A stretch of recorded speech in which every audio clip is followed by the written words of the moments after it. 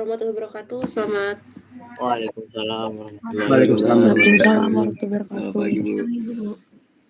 Oke, kita absen dulu sebelum dimulai.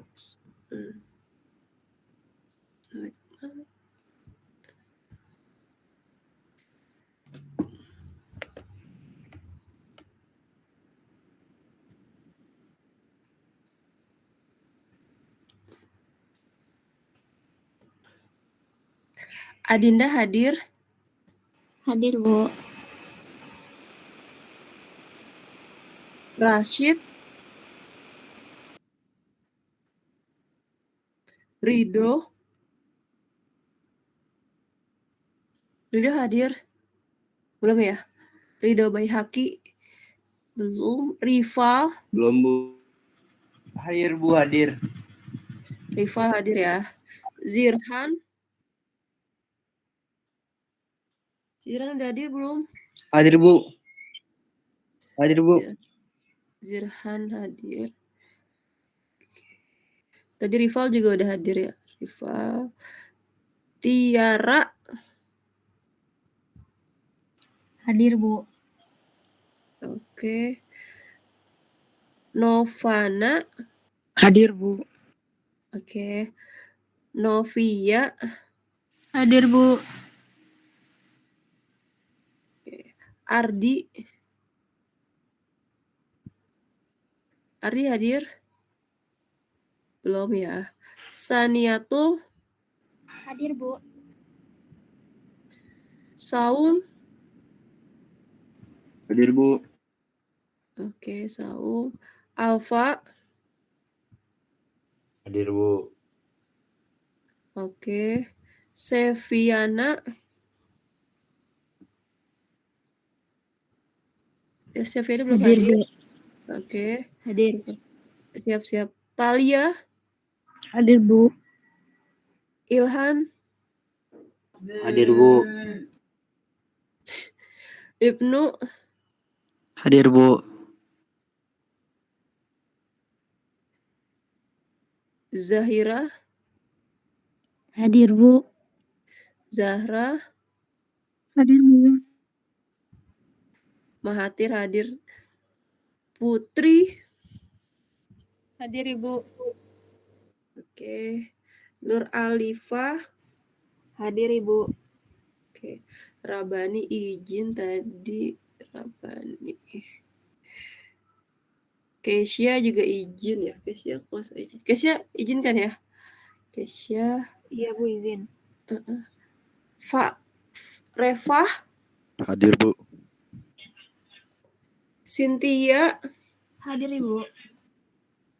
Oke. Ardi udah datang, Ardi? Belum ya? Sudah, Bu. Sudah, Ardi, Bu. oh sudah. Ridho? Ridho belum. Reswandari? Bu. Oke. Berarti satu orang dong yang belum hadir. Bismillahirrahmanirrahim. Oke, nanti mungkin yang teman yang baru hadir, yang apa namanya, yang hadir bisa langsung bilang aja gitu. Jadi ntar kalian kalau telat terus tiba-tiba masuk bilang aja, Bu saya udah datang gitu, supaya kelihatan berapa lama waktu telatnya. Oke, kita mulai. Bismillahirrahmanirrahim. Jadi hari ini kita masuk nih ke pertemuan pertama terkait dengan kemasan gelas, logam, dan kayu kan gitu judulnya. Jadi hari ini kita bahas tentang kemasan gelas. Kemasan gelas. Jadi kemasan gelas ada 3 pertemuan atau 4 pertemuan ya. Jadi kurang lebih akan dibahas sedikit-sedikit tentang kemasan gelas. Hari ini kita belajar tentang karakteristik dan cara pembuatannya. Jadi karakteristik dari kemasan gelas.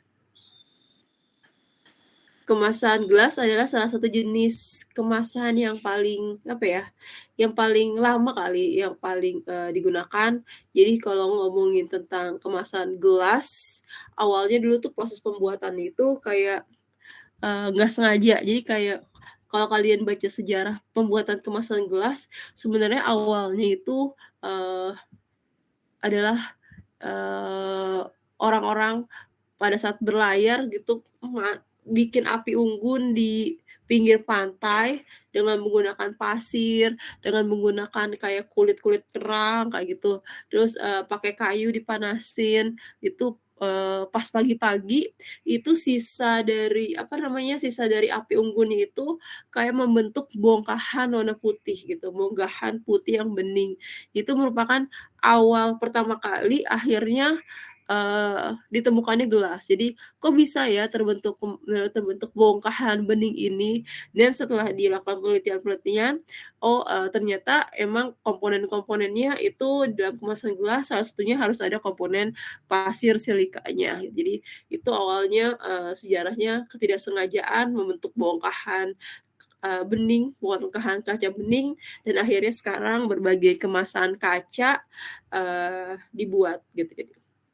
Kalau ngomongin tentang kemasan gelas, sebenarnya, fokusnya itu adalah kemasan kaca. Jadi mungkin sebelumnya saya udah bilang, kemasan gelas itu adalah bahasa Inggrisnya glass packaging ya, jadi kemasan gelas dibahasa Indonesiain, walaupun sebenarnya secara tepatnya adalah kemasan yang bahan bakunya dari kaca gitu. Jadi, kurang lebih, yang bahan bakunya dari kaca. Kita masuk ke karakteristik dari kemasan kaca ini, tapi, nanti karakteristiknya saya bagi antara keunggulan dan juga kelemahan supaya sekalian, membahas tentang kelebihan dan kekurangan dari kemasan kaca ini. Jadi kemasan kaca itu karakteristik yang pertamanya itu dia sifatnya inert. Jadi kalau kalian nanti, eee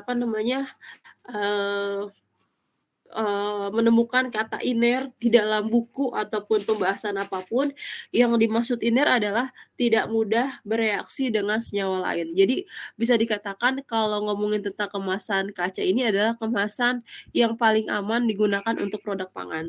Karena apa? Karena dia sifatnya inert, tidak bereaksi dengan senyawa lain.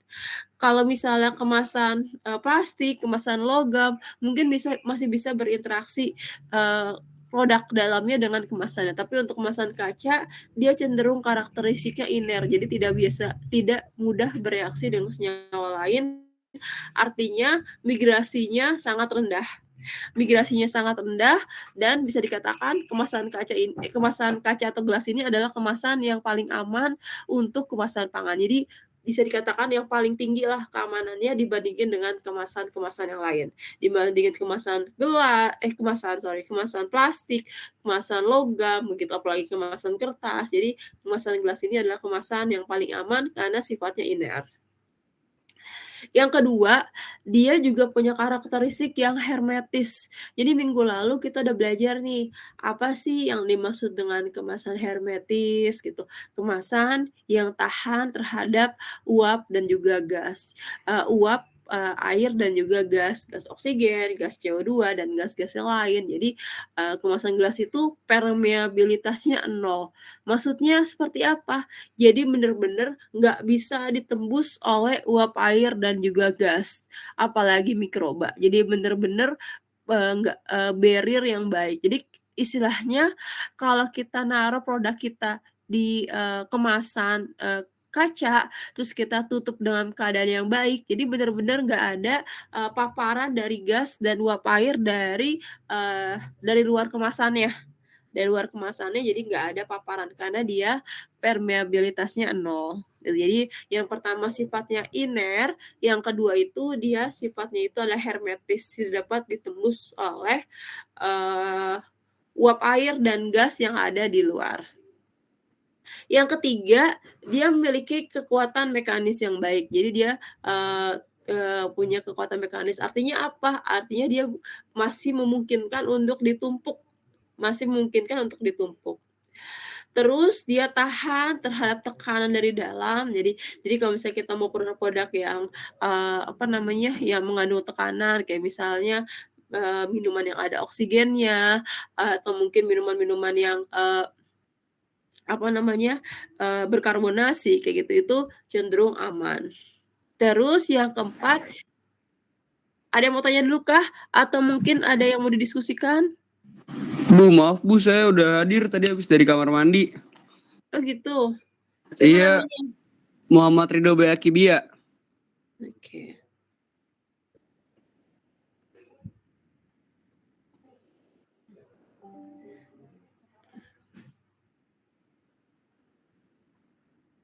Berarti kamu on time? Enggak Bu, tadi saya lagi ada absen di kamar mandi Bu. Begitu.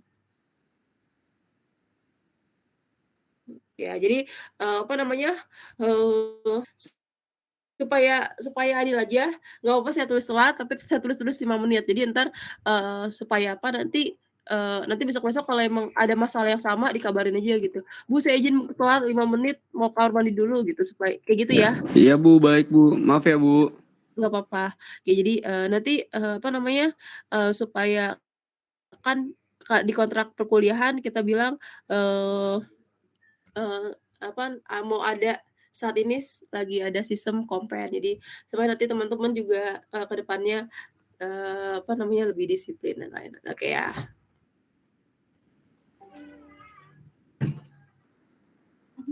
Panas banget. Makasih ya, Mah. Oke.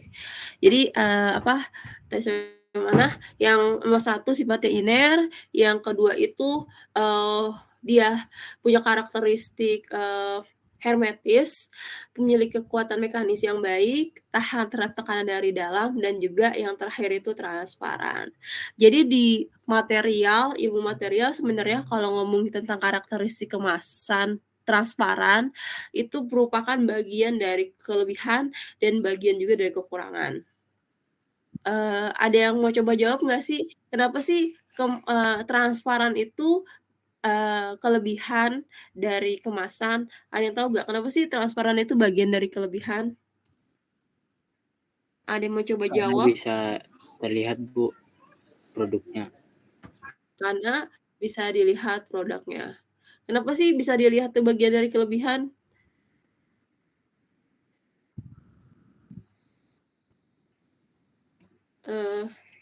Gimana? Tadi yang jawab siapakah? Saya nggak hafal suara. Ilhan. Oke, karena bisa dilihat dalamnya. Ya, benar ya. Jadi kenapa sih bisa dilihat dalamnya itu kelebihan? Karena emang konsumen itu seneng kalau bisa dilihat secara langsung produk dalamnya. Kayak apa ya, produknya apakah ada yang rusak atau enggak, atau mungkin warnanya itu gimana, teksturnya gimana, itu kadang-kadang kalau bisa dilihat itu lebih apa ya, lebih disukain gitu, lebih sukain. Makanya transparan itu bagian dari kelebihan dari kemasan. Jadi di sini keunggulan kemasan gelas, dia karakteristiknya adalah transparan. Terus selanjutnya kelebihan yang lain adalah permukaan yang halus. Jadi permukaan yang halus dari kemasan gelas itu disukai juga dan bagian dari kelebihan dari kemasan gelas. Terus sifatnya microwavable, jadi bisa di microwave dan dapat didaur ulang. Nanti apa namanya kita lihat juga video daur ulang kemasan kaca ini. Jadi ini adalah kelebihan dari kemasan kaca. Jadi dia sifatnya iner, tidak mudah bereaksi dengan senyawa lain, barrier yang baik kayak gitu. Jadi bisa dikatakan hermetis. Jadi aman ya ketika kita taruh dia terlindungi dari paparan-paparan kayak gitu. Terus mekaniknya juga baik gitu. Jadi saya bilang tadi kemasan gelas itu atau kemasan kaca itu adalah kemasan yang paling aman dibandingkan dengan kemasan-kemasan yang lain. Tapi pertanyaannya kenapa sih dia paling aman? Karena sifatnya iner dan dia juga termasuk hermetis, tapi kenapa akhirnya kemasan kaca ini digantikan? Yang tadinya penggunaannya cukup banyak, akhirnya tergantikan sama kemasan plastik. Jadi selain punya kelebihan atau keuntungan, kemasan kaca juga punya kelemahan. Nanti ini akan dibahas lagi. Kenapa sih kelemahannya supaya nggak putus? Yang pasti yang pertamanya ini sifatnya ini nomor 2 dulu ya. Dia tuh sifatnya mudah pecah.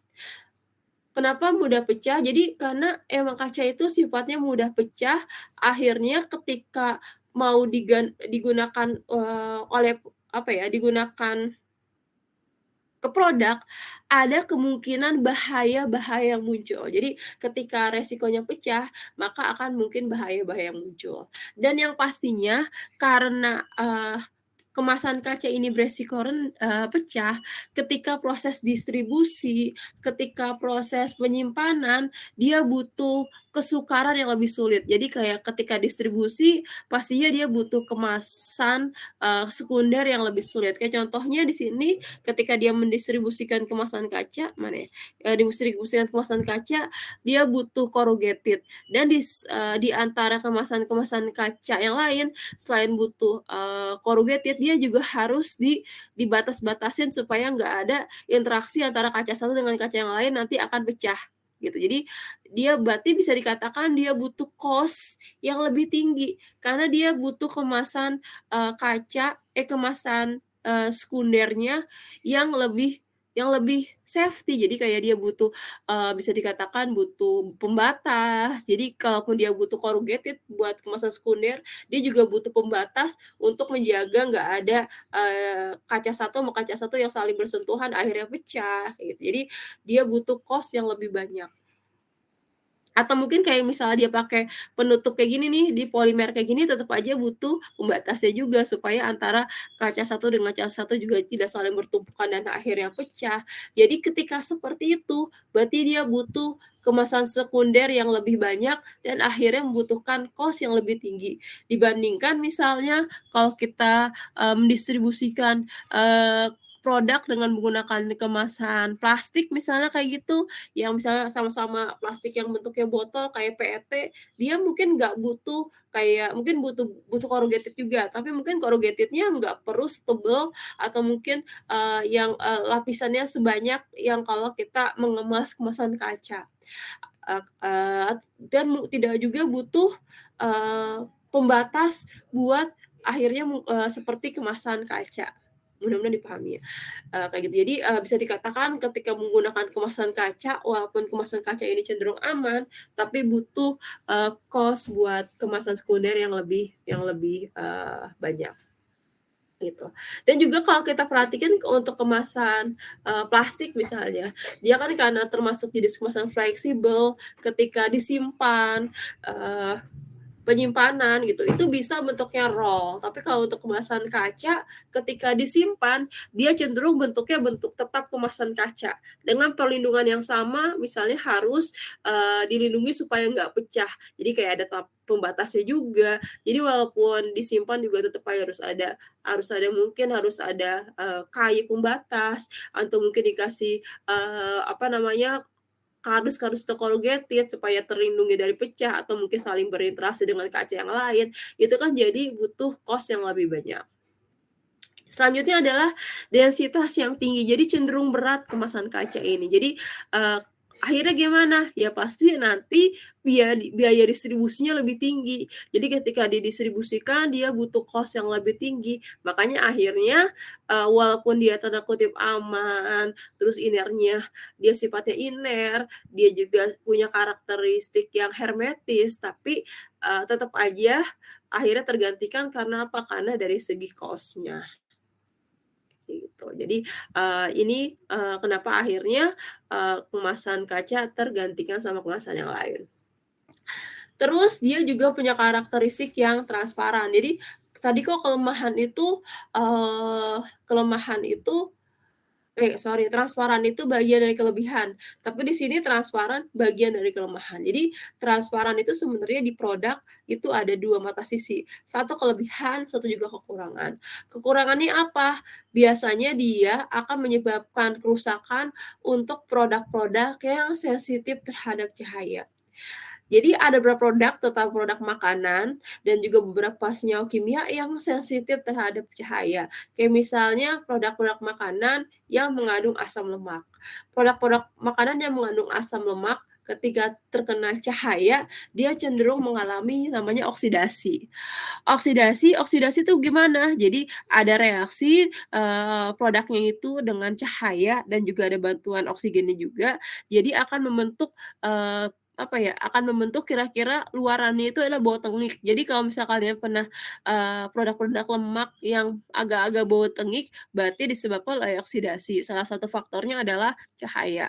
Jadi tidak cocok untuk produk yang rentan terhadap yang sensitif terhadap cahaya. Jadi yang tadi asam lemak, terus juga vitamin. Untuk beberapa vitamin juga, cahaya itu bisa menyebabkan penurunan jumlahnya atau mengalami denaturasi vitamin, oksidasi juga maksudnya. Jadi, jumlahnya akan turun. Jadi kalau kita lihat dari segi struktur sama aja, tapi dari segi, vitamin dia akan mengalami, penurunan gitu. Jadi vitamin adalah salah satu jenis produk yang sensitif terhadap cahaya. Dan mungkin hampir semua senyawa aktif kali ya, hampir semua senyawa aktif yang sensitif terhadap cahaya. Jadi kenapa sih banyak obat-obatan yang akhirnya menggunakan kemasan yang gelap? Kenapa sih banyak obat-obatan yang akhirnya, apa ya, yang gelap begitu, yang gelap. Terus banyak juga senyawa-senyawa kimia di lab yang pakai kemasan gelap.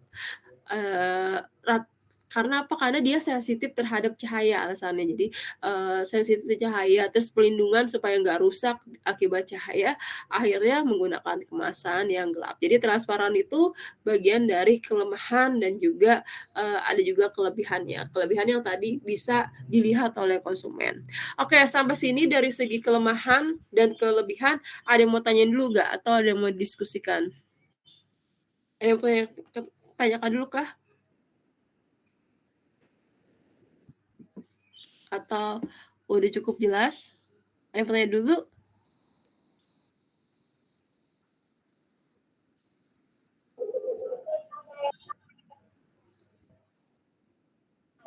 Oke, coba. Gimana? Jelas, Bu. Jelas, Bu. Oke, jelas ya. Oke, terus tadi yang tadi saya bilang, untuk, kelebihan kemasan gelas, dia sebenarnya kalau gelas itu salah satu jenis produk yang dia itu non-biodegradable. Jadi emang nggak bisa terurai di lingkungan. Jadi dia, nggak ada tuh bakteri yang bisa makan gelas gitu. Tapi kemasan gelas itu punya keuntungan, keunggulan, salah satunya dia dapat didaur ulang. Maksudnya seperti apa? Jadi ketika kemasan kaca itu, rusak atau pecah, dia bisa didaur ulang, dilelehin lagi menjadi kemasan gelas yang baru dan dalam tanda kutip cenderung dari segi karakteristik itu aman. Jadi, gelas itu 100% recyclable dan dapat di-recycle beberapa kali tanpa mengurangi komposisi dan juga kualitasnya. Gitu ya. Recycle-nya maksudnya gimana? Dilelehin kembali. Jadi dilelehin kembali dan bisa dengan kualitas yang sama.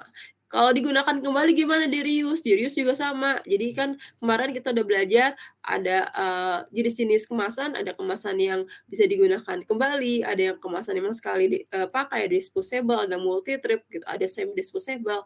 Jadi kemasan kaca ada jenis kemasan yang multi trip juga, jadi bisa digunakan berulang kali dan cenderung aman. Kenapa aman? Karena sifatnya iner gitu. Jadi, apa namanya, nanti kalau misalnya ada bahasa-bahasa yang masih membingungkan tanyain aja deh, oke. Gimana sih caranya untuk me-recycle dari kemasan, apa namanya, kemasan kaca ini yang udah pecah gitu? Jadi sebentar deh, saya minum dulu. Bismillahirrahmanirrahim.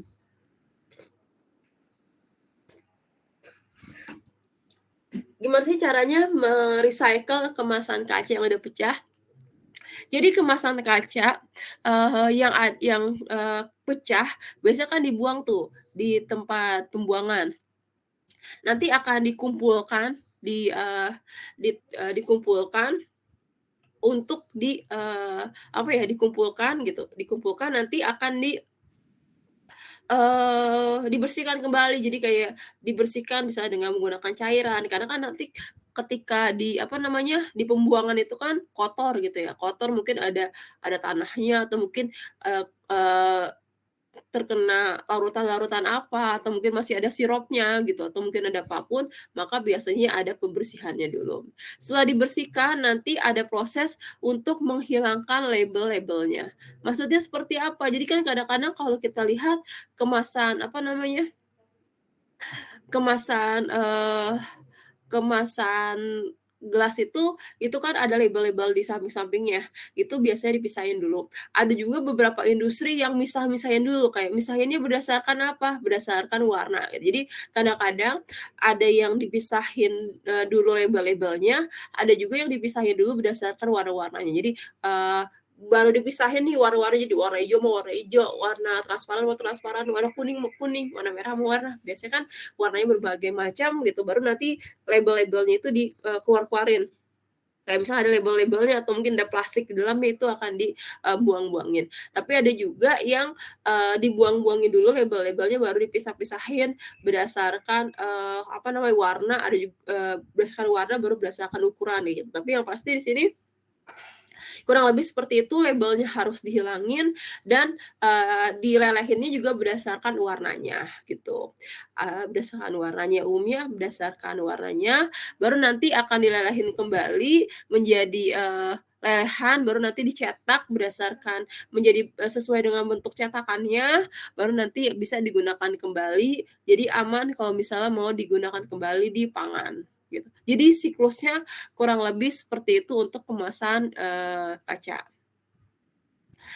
Penting nggak sih pemisahan berdasarkan warna? Penting, karena kan ketika nanti membuat suatu kemasan kaca yang berwarna, itu, biasanya, ada senyawa-senyawa yang ditambahin. Kayak misalnya senyawa A untuk membentuk warna menjadi ijo, senyawa B untuk membentuk warna merah, makanya biasanya dipisahkan berdasarkan warna, seperti itu.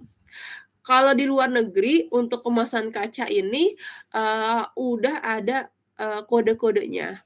Kode-kode gimana? Jadi kalau di luar negeri itu udah nih, saya nggak belum saya masukin ke PT. Oke. Kalau di luar negeri itu untuk kemasan kaca, itu udah ada kode-kodenya. Kode-kode gimana? Jadi kode kayak kita kan di plastik itu ada kode 1-7 ya. Mungkin kalian pernah, tahu jadi ada di plastik itu di bagian bawahnya itu ada kode 1-7, satu misalnya PET, yang kedua itu LDPE kayak gitu. Kalau di kaca itu, di luar itu udah ada kode-kodenya. Sebentar saya cari dulu kode-kodenya.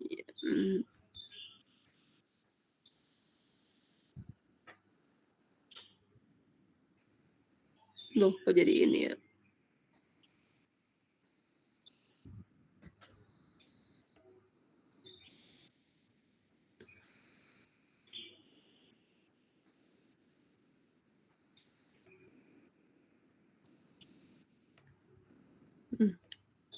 Jadi, kan kalau misalnya kita tahu, kalian coba cek itu di bawah kemasan plastik itu ada kode-kodenya, ada PT, ada, HDPE, PVC, LDPE, PP kayak gitu. Itu kode-kode pada plastik. Kalau di Indonesia untuk kemasan kaca belum ada kodenya, tapi di luar itu ada kode-kodenya. Kodenya berapa? Itu kodenya itu 70 sampai 79 untuk kemasan gelas atau kemasan kaca.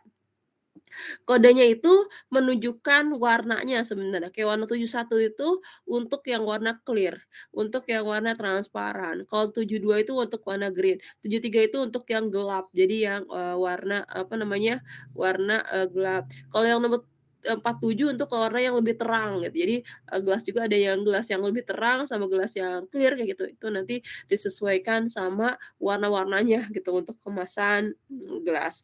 Kenapa sih seperti itu? Ya sama sebenarnya. Kenapa sih dikasih kode-kode ini? Karena sebabnya nanti ini tujuannya untuk lebih ke arah proses, daur ulangnya. Karena nanti daur ulang itu disesuaikan berdasarkan warnanya. Kalau ini udah berdasarkan tipe-tipenya, karena di tipe-tipenya juga ini berdasarkan sebenarnya, dari warnanya, kayak gitu.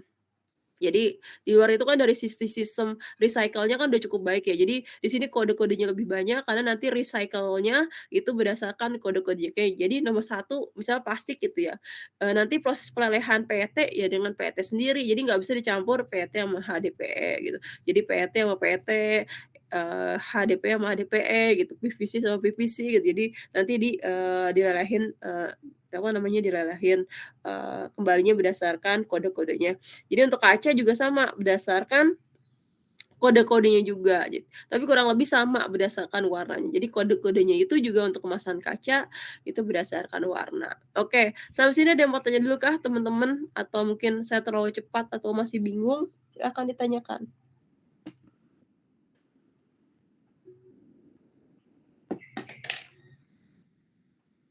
Ada yang mau tanya kah? Jelas, Bu. Jelas ya?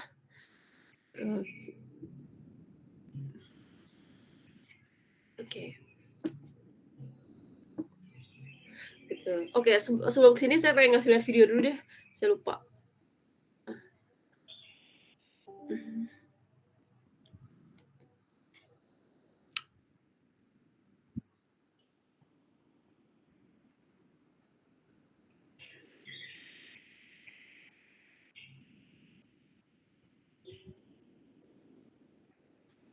Mana ya tadi saya lihat.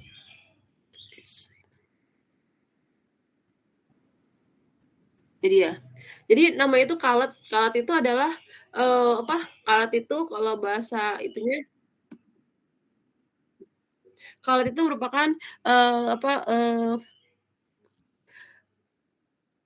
pecahan-pecahan dari kemasan kaca namanya kalet. Jadi entar kita masuk ke situ juga. Kelihatankah videonya adik-adik?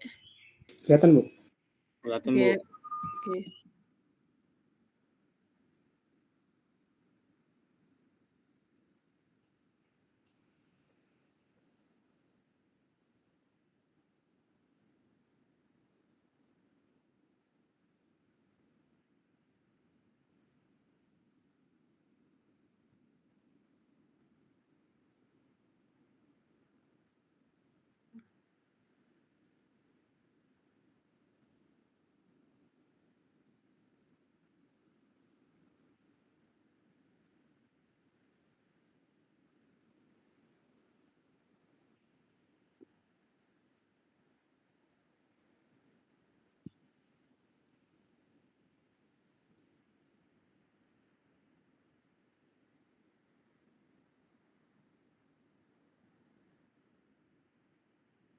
Kalau dia manual sortirnya, jadi pisah-pisah.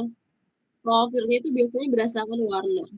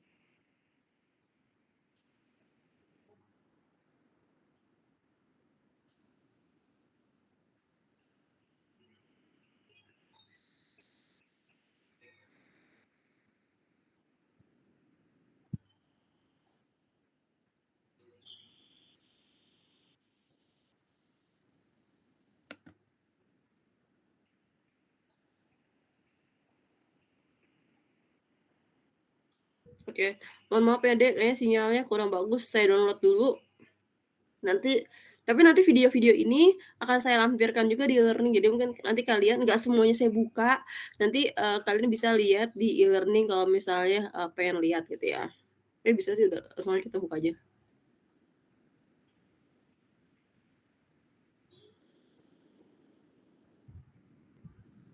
Apakah kelihatan videonya, Dek? Kelihatan, Bu. Kelihatan, Bu. Kita mana ya? 1 2 1.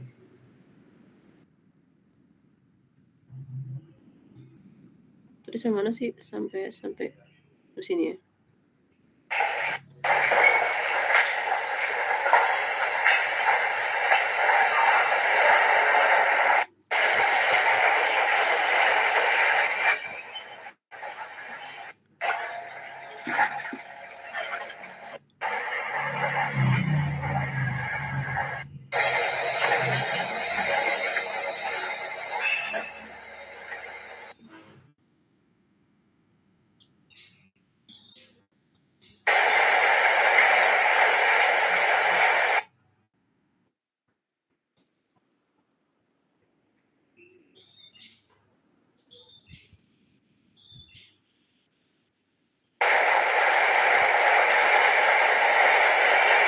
kalau ini untuk menghilangkan kayak papernya atau plastik-plastik dalamnya.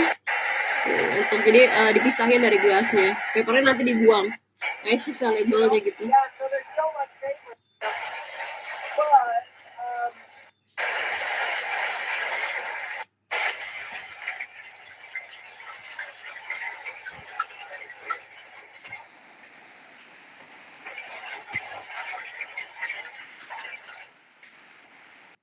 Ya, jadi kurang lebih kayak gitu prosesnya. Itu nanti belum apa namanya, itu nanti culletnya itu nanti hasilnya itu adalah cullet. Cullet itu, apa sih, cullet itu adalah, apa namanya, eee, pecahan kaca yang merupakan bahan yang akan, untuk pelelehan kembali. Jadi cullet itu nanti pelelehannya barengan sama yang, bahan baku yang baru. Jadi cullet itu sebenarnya tambahan, buat nanti proses pelelehan dari, atau pembentukan dari kemasan kaca. Entar kita belajar ke situ.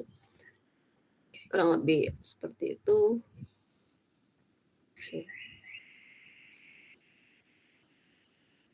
Kalau ada yang masih ditanyakan, silakan ya, Dek. Oke, lanjut. Ini kelebihan, kekurangannya mudah-mudahan jelas. Terus pertanyaannya adalah mungkin, berdasarkan kelebihan dan kekurangan yang tadi kita bahas, ada yang mau coba jelasin nggak sih, mungkin kalian pernah minum yang namanya produk minuman berkarbonasi?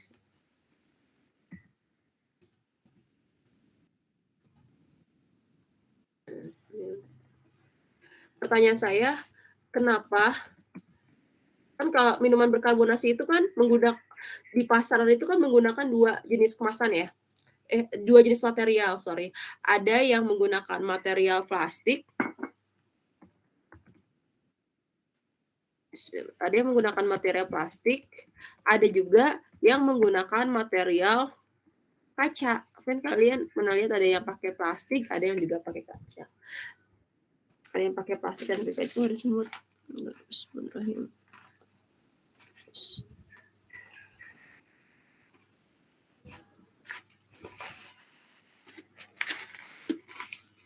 Sebentar ya.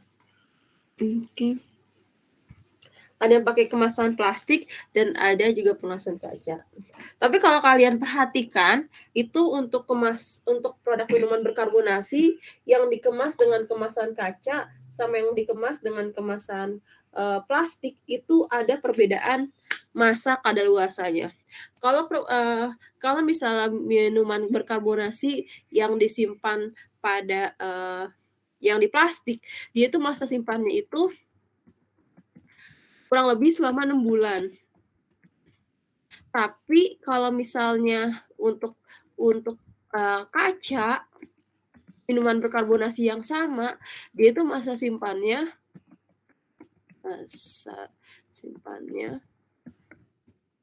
itu antara 1 sampai 1,5 tahun dengan produk yang sama.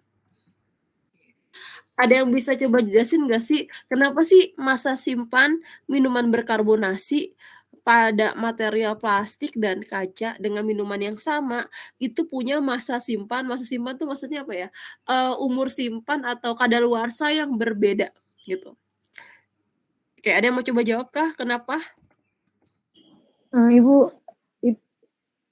karena kalau misalnya kaca itu seperti yang sebelumnya punya sifat hermetis, itu permeabilitasnya tuh 0, jadi dia oksigennya itu nggak ada di dalamnya, makanya itu umur simpannya lebih panjang. Tapi kalau misalnya plastik, dia umur simpannya lebih pendek karena plastik itu masih bisa ditembus sama oksigen. Oke, bener ya. Jadi kurang lebih seperti itu. Kalau untuk kemasan minuman berkarbonasi, untuk yang kemasan plastik, dia itu kenapa cepat, karena emang di plastik itu masih memungkinkan ada udara yang keluar masuk. Jadi masih ada udara yang keluar masuk. Jadi kalau misalnya produk kita produk yang ada oksigennya atau mungkin ada CO2-nya kayak gitu, atau mungkin ada alkoholnya, itu bisa jadi nanti ada ada kandungan dari alkohol atau ada oksigen atau CO2 yang bisa keluar. Sedangkan ciri khas minuman berkarbonasi harus ada oksigennya. Jadi bisa dikatakan akhirnya masa simpannya akan jauh lebih cepat dibandingnya sama yang kemasan kaca yang masa simpannya bisa sampai lebih lama kayak gitu. Jadi kurang lebih alasannya seperti itu. Ada yang masih bingung kah? Ada yang masih bingung? Oke, kalau nggak ada lanjut. Jadi ada juga yang menyebutkan di berita saya screenshot, apa, entar kita masuk sini. Jadi kenapa sih soda pada kemasan botol kaca lebih enak diminum gitu. Kadang-kadang ini juga dikaitkan sama soda pada kemasan kaca atau udara di, kemasan kaca itu akan tetap sama jumlahnya dibandingkan sama kemasan plastik yang sebenarnya sodanya itu cepat keluar, cepat hilang, makanya rasanya lebih enak. Padahal sebenarnya bukan rasanya lebih enak, tapi emang, kemasan kaca lebih bisa melindungi, soda di dalamnya lebih lama gitu. Kalau plastik cenderung sodanya itu akan cepat lebih hilang. Jadi kurang lebih mudah-mudahan jelas, apa namanya, perbedaan antara kemasan kaca dan juga kemasan plastik. Walaupun akhirnya tetap tergantikan karena balik lagi dari pengaruh cost-nya. Jadi yang tadi saya bilang, aman sih tapi kan dari segi harga, dari segi distribusi, bayangkan kalau misalnya butuh bantalan itu kayak pelindungan, di kemasan yang cukup banyak untuk kemasan-kemasan yang kaca. Belum lagi berarti kan nanti, apa ya, banyak faktor juga yang mempengaruhi akhirnya kemasan kaca ini digantikan sama kemasan plastik yang cenderung jauh lebih murah. Oke, kurang lebih seperti itu ya adik-adik.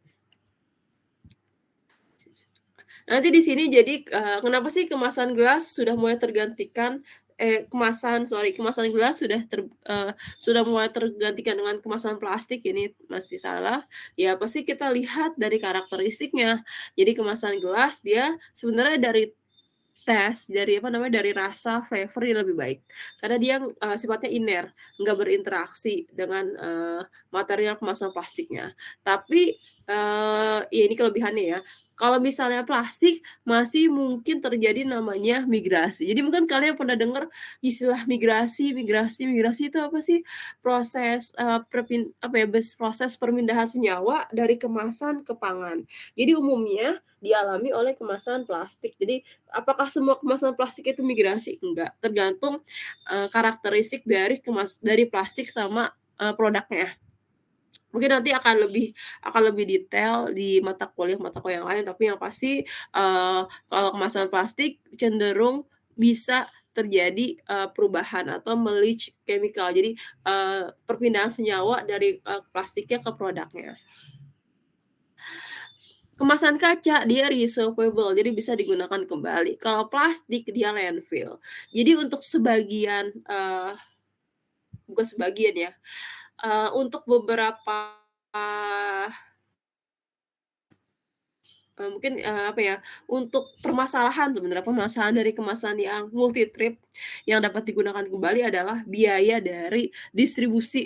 Untuk membawa produk-produk kemasan kaca dari konsumen ke produsen itu biasanya jauh lebih gede. Jadi dia harus, mengeluarkan cost untuk, ngambilin kemasan kaca dari, daerah-daerah ke perusahaannya lagi, berarti kan itu butuh dana. Terus dari proses sterilisasinya, dia butuh dana. Jadi kurang lebih yang lebih simpel buat perusahaan, biasanya yang langsung di-fill up ke landfill. Mungkin kalian kalau misalnya, masih ingat tentang K3, saya pernah ngomongin tentang landfill, mudah-mudahan masih ingat apa sih yang dimaksud dengan landfill, itu, silakan dicari-cari lagi. Yang selanjutnya adalah gelas. Gelas itu, apa namanya, memungkinkan ada yang, kemasan plastik maksud saya memungkinkan ada chemical yang masuk selama produksinya. Jadi kemasan gelas cenderung aman. Ini merupakan bagian dari ini sebenarnya kelebihan dari masing-masing ya. Tapi yang pasti kenapa tergantikan yang tadi, karena dari segi distribusinya butuh cost yang lebih banyak, butuh kemasan sekunder yang lebih, lengkap ya. Dalam artian bukan lebih lengkap ya, lebih ribet kali yang bisa dikatakan. Lebih ribet karena butuh, butuh penyangga, atau mungkin butuh bantalan, atau mungkin butuh barrier supaya nggak ada interaksi dengan kaca yang sampingnya gitu kan, berarti butuh cost. Terus dari segi yang tadi saya bilang storage-nya, penyimpanannya, dia juga butuh perlindungan juga dibanding kemasan plastik, dan plastik juga bisa dalam bentuk roll gitu. Jadi ini adalah akhirnya mulai tergantikan sama kemasan plastik gitu. Oke, sebelum masuk ke bahan baku kemasan gelas, ada yang mau coba didiskusikan dulu kah, teman-teman? Atau mungkin saya terlalu cepat atau masih bingung terkait kelebihan, terkait karakteristik dari kemasan kaca. Nanti kalau misalnya ada yang masih bingung-bingung, kasih tahu aja ya, Dek, supaya bisa dijelaskan kembali. Baik, Bu. Oke, lanjut ke bahan baku kemasan gelas. Jadi yang tadi saya bilang tentang sejarah kemasan gelas, itu salah satu komponen utamanya adalah pasir. Jadi pasir itu adalah salah satu komponen utama dalam proses pembentukan gelas. Jadi di sini adalah pasirnya adalah pasir apa? Pasir silika.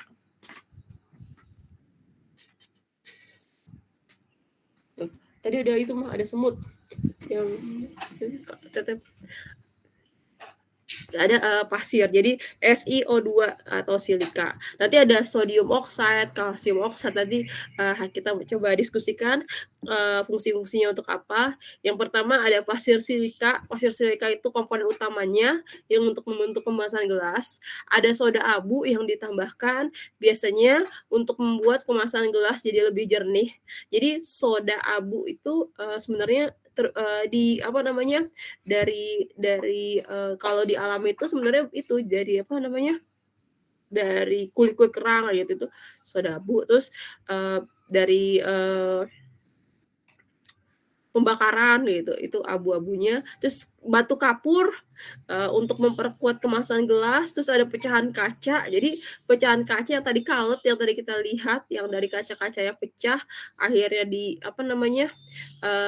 ditambahin supaya nanti untuk menurunkan suhu dari peleburannya. Jadi di dalam proses pembentukan kemasan gelas itu ada proses pelelehan.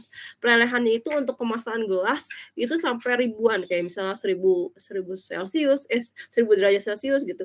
Jadi ketika ditambahin kalet atau kalkin ini akan mengurangi suhu peleburannya. Jadi kadang-kadang kalet ditambahkan itu sampai 15-20%. Jadi kalet itu ditambahin buat proses pembuatan gelas. Jadi kalet itu apa ya tadi, sisa-sisa atau pecahan kaca dari kaca ya. Terus ada Al2O3, aluminium oxide atau boroksida, itu titanium, zirconium, itu digunakan untuk meningkatkan ketahanan dan kekerasan gelas. Terus ada borooksida atau pada gelas silikat, ini adalah salah satu jenis gelas yang di lab itu agar tahan terhadap suhu tinggi.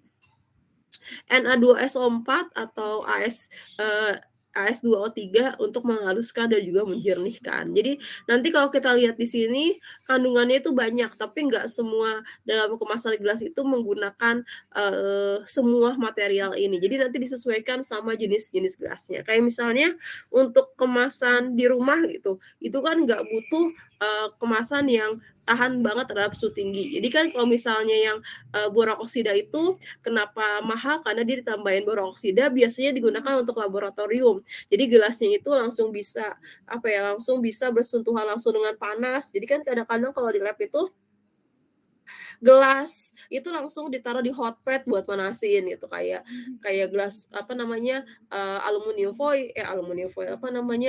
Erlenmeyer gitu, atau mungkin gelas piala gitu kan langsung ditaruh di hot plate terus dipanasin gitu untuk manasin larutan.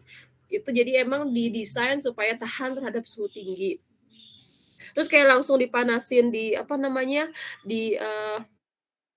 api untuk pada proses laboratorium mikro gitu, itu kan berarti butuh kemasan kaca yang tahan suhu tinggi. Tapi untuk di rumah misalnya dia nggak butuh kemasan yang tahan suhu tinggi sebenarnya, tapi lebih ke arah yang lebih kuat. Jadi biasanya ditambahinnya cukup CaO aja gitu. Atau mungkin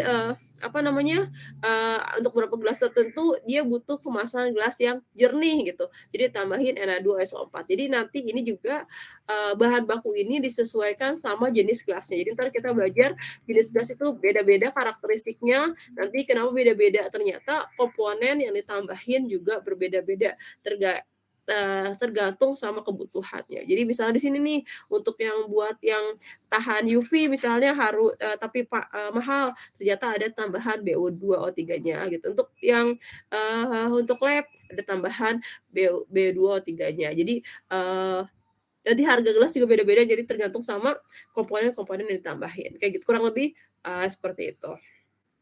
Nah, ini jumlahnya, tapi yang pasti yang komponen terbanyaknya ini adalah SiO3, jadi komponen pasir silikanya.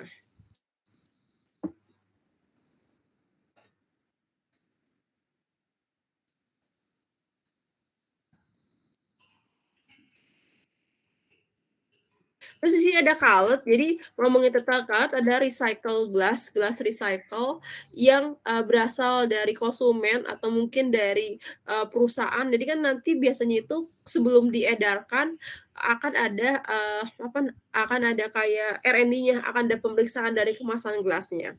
Ketika gelas itu nggak sesuai standar, jadi ntar kita lihat kita belajar juga di pertemuan selanjutnya ada standar dari kemasan gelas ini nggak sesuai standar nih, maka si perusahaan itu akan menggunakan kaca yang nggak sesuai standar ini sebagai cullet kembali, jadi dipecahin lagi untuk dilelehin, jadi untuk dibuat kemasan kaca lagi. Jadi berdasar dari factory atau sisa-sisa atau waste dari factory atau mungkin dari konsumen.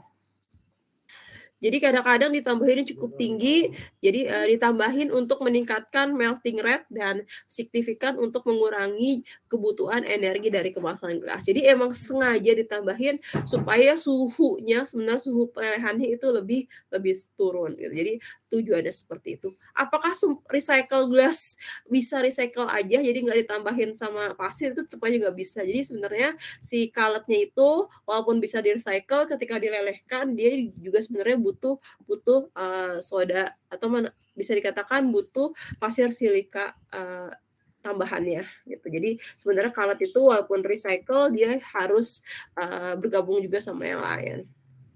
Kurang lebih seperti itu cullet namanya atau kalkin.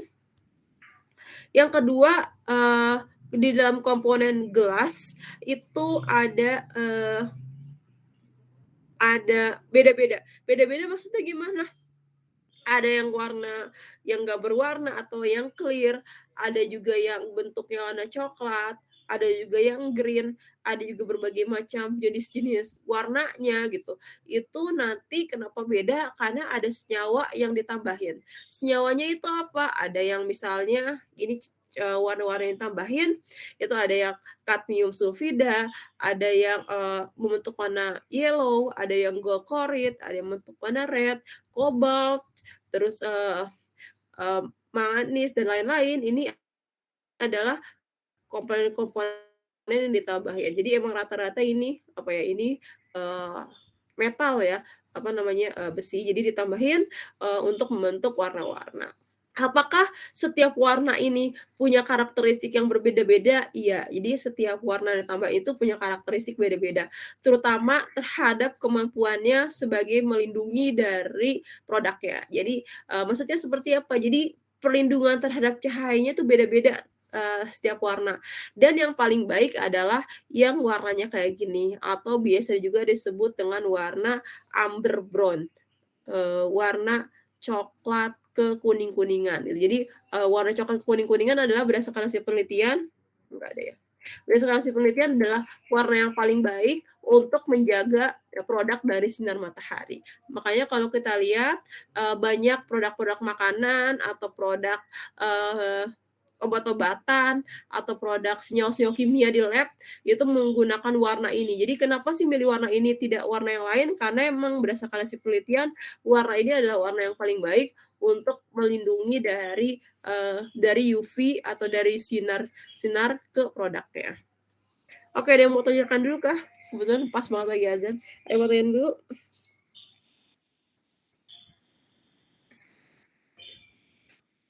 Oke, kita dengar. Oke, silakan.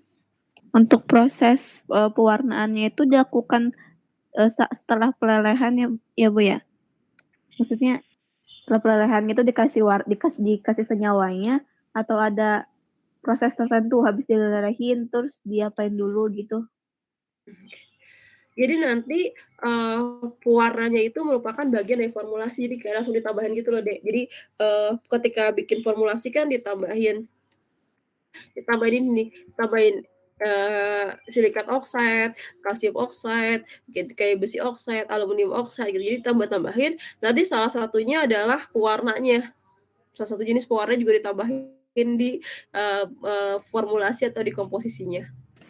Baik Bu, makasih. Sama-sama. Jadi ini merupakan, kurang lebih seperti itu formulasinya. Sekarang kita belajar ke, prosesnya. Jadi, di dalam proses pembuatan kemasan kaca ini ada 4 proses sebenarnya. Yang pertama ini adalah mixing proses. Yang dimaksud mixing proses itu apa? Jadi kayak tadi proses pencampuran dari formulasi-formulasi yang digunakan. Jadi dicampur-campur nih, formulasi-formulasi ini dicampur-campur, untuk bisa dikatakan untuk supaya nanti ketika dilelehin dia udah tercampur dengan baik. Jadi pertama proses mixing proses, yang kedua melting proses. Melting proses ini adalah pembentukan, plastiknya, si kacanya ini menjadi bentuk lelehan. Kenapa sih harus bentuk lelehan? Karena ketika udah dilelehan, nanti dia akan masuk ke dalam proses molding proses. Molding proses itu adalah proses cetakan. Jadi dicetak berdasarkan bentuk moldnya, dicetak berdasarkan bentuk, bentuk cetakannya. Jadi nanti kenapa sih kemasan kaca beda-beda, nanti moldnya bisa beda-beda nih, tergantung sama jenis, cetakannya. Nanti kita lihat, tahapannya gimana, caranya gimana. Jadi tahap pertama mixing, kedua melting, pelelehan, yang ketiga adalah molding, baru yang keempat adalah completion atau finishing. Jadi finishing itu kayak ada quality inspeksi, ada dekorasi. Dekorasi maksudnya gimana? Kayak dikasih label gitu, atau mungkin, dikasih biasanya dekorasi pada kemasan kaca sih label aja kali ya. Label-label sama di-packing, akhirnya dikirim ke mana, itu merupakan tahap dari finishing. Jadi ada 4 tahap, ada mixing, melting, pembentukan atau proses molding, pembuatan menjadi bisa dikatakan mencetak kali ya, mencetak itu namanya molding, terus yang terakhir adalah finishing. Jadi ini adalah 4 proses di dalam proses pembentukan kemasan, kaca. Oke. Jadi kurang lebih seperti ini, nanti ini maksudnya apa entar saya jelasin.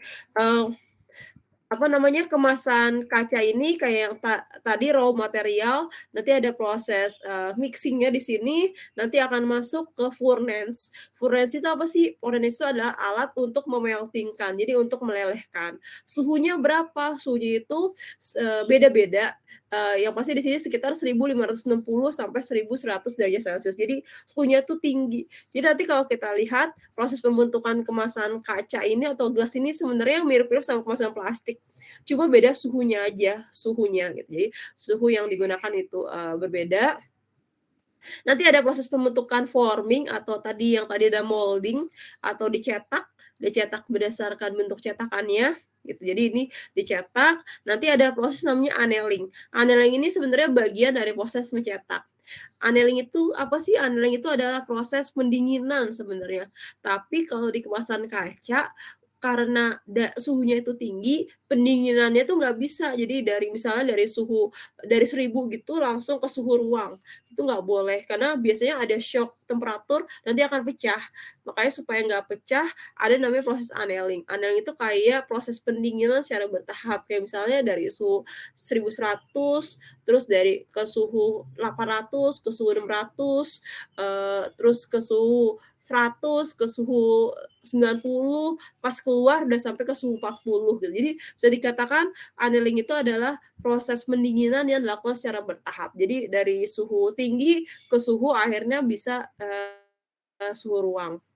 Baru nanti ada ke proses finishing. Proses finishing atau warehouse kayak nanti kayak dicek apa namanya, dari segi kualitasnya dan lain-lain seperti itu, akhirnya apakah ada yang di-reject atau enggak, itu nanti di proses finishing. Jadi kurang lebih ini adalah proses dari, untuk pembentukan kemasan, kaca atau kemasan gelas. Sebelum ke sini, saya pengen ngasih lihat videonya dulu supaya ada gambaran, tapi ini maksudnya apa sih nih saya tulis kayak gini di PPT, mungkin agak bingung kali ya. Jadi sebenarnya ini yang ini saja di atas saya kadang-kadang mohon maaf belum sistematis. Maksudnya apa? Jadi sebenarnya kemasan kaca itu, bisa nggak sih di-branding gitu kan, kayak kemasan plastik tuh banyak branding-nya, kemasan kaca juga sama di-branding. Kalau kalian lihat di kemasan kaca itu, kadang-kadang bukan kadang-kadang ya, ada bisa menjadi bagian dari branding atau ciri khasnya. Kayak kita bisa gini, kemasan botol ABC gimana bentuknya, kita langsung tahu, oh kemasan botol ABC bentuknya itu ya kayak gini gitu. Kemasan, marjan gimana, kemasan marjan biasanya lehernya jauh lebih, apa namanya, lebih panjang gitu.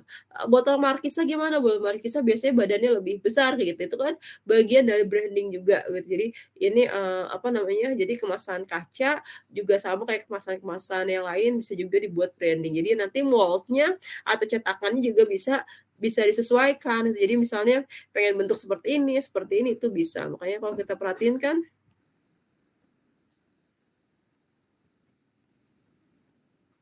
itu di apa namanya, kalau, misalnya kemasan, marjan, itu kan bentuknya itu sampai sekarang itu, ciri khas ya tuh. Jadi ciri khas dari botol marjan tuh kayak gini tuh, jadi jadi nanti kalau misalnya ada brand yang lain pakai ini kan kayak marjan gitu. Jadi emang udah apa namanya, udah menjadi, identitasnya dari marjan. ABC, mungkin kalau ABC cukup banyak ya, tapi karena pertamanya adalah ABC, jadi, kalau ada bentuk kemasan yang kayak gitu, kemasan kaca kayak gitu, jadi kan kalau ABC ciri khasnya kayak gini ya. Jadi, dia pertama kali yang bentuknya kayak gini, jadi kalau ada yang, apa namanya, ada yang begini juga, jadi agak-agak, "Oh ini kan ABC nih pertama kali," seperti itu. Atau mungkin marjan tadi udah ya marjan ya. Markisa, dia bentuknya itu, lebih yang mana ya, kaca ya, dia lebih bulet gini ya, ciri khasnya dia tuh bulet kayak gini. Jadi kalau misalnya ada yang, apa namanya, ada yang, bentuknya kayak gitu, brand-nya juga udah kayak gitu. Markisa ternyata sekarang banyak.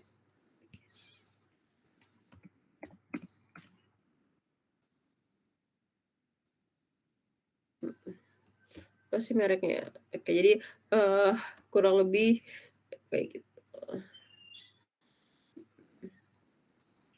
Ya. Oke, sekarang saya mau ngasih lihat video tentang pembentukan kemasan, kaca sebelum akhirnya nanti kita bahas satu-satu.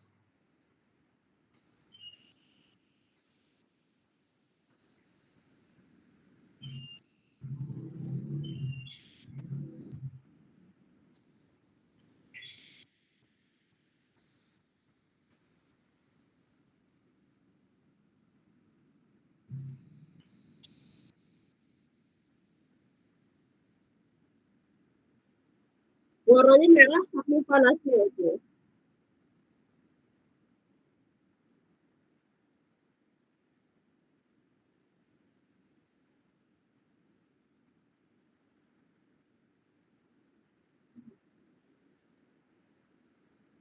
Ini bosnya. Jadi ini lelehan yang akan jadi bentuk itu namanya setelah dilelehin, dia dikeluarin sebelum masuk ini ke apa namanya, ke cetakan ini cetakan. Ini apa namanya, didistribusikan ke cetakan-cetakannya.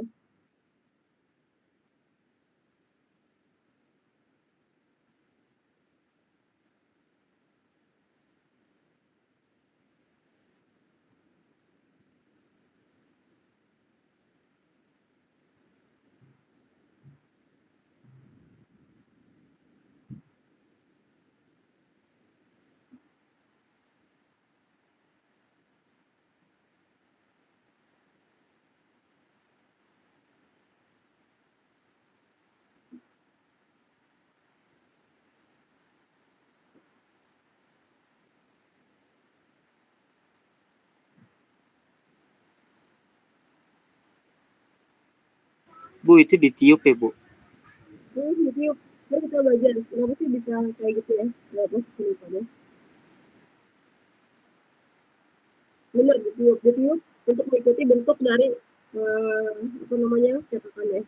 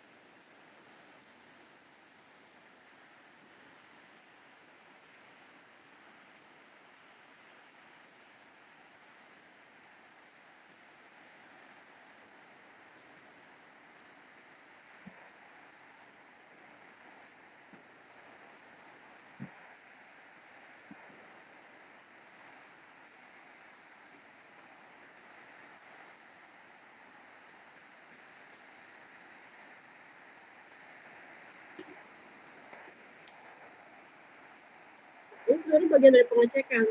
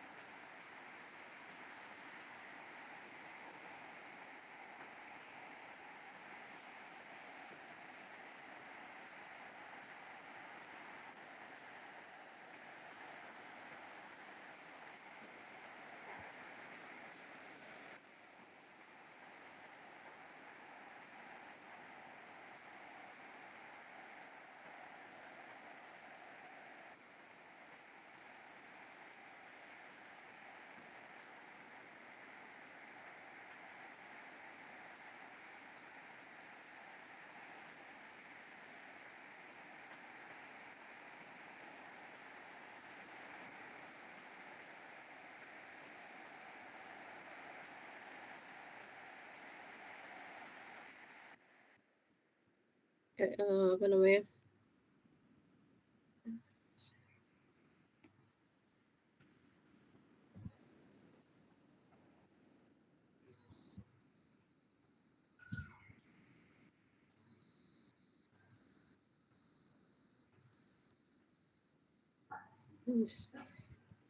Ini nggak usah.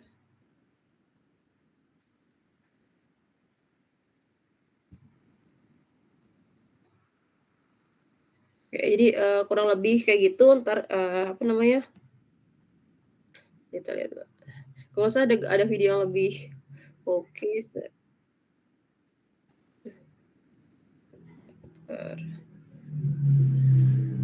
Kita lihat dulu ya 2 video. Ntar.